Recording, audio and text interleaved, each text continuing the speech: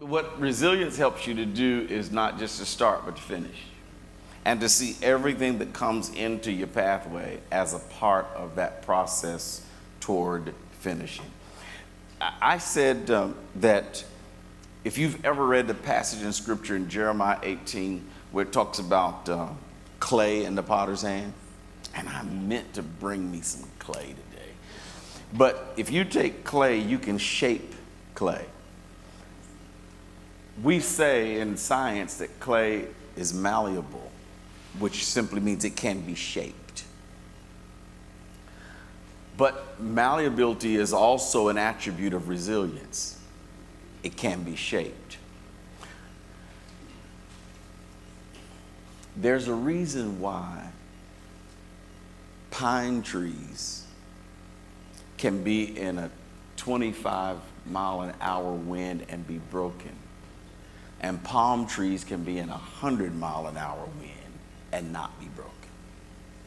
Because pine trees don't have the ability to bend. They don't have the flexibility. So when you don't bend, you snap. Just look at somebody close to you and say, you know all about snapping. You snapped on me this morning. Palm trees tend not to snap. Even though the winds are tougher, they tend to bend and then they come back up. But it's because they were created for high winds. They were created for high winds. They were created to be in climates where hurricanes and tropical storms would be the norm.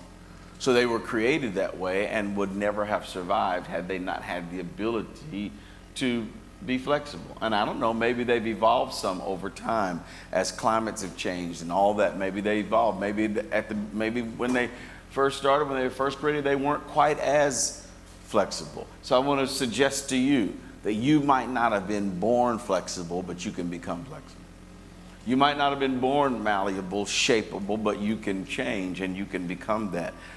Remember, I made reference to that clay on the potter's wheel. It says that it was marred while it was in the potter's hand. So, in other words, but he said he took it and made it over again. So he took clay that had been shaped into something and smushed it, and then reshaped it. Can I tell you that your ability to allow yourself to be reshaped and reinvented is based on how resilient you are?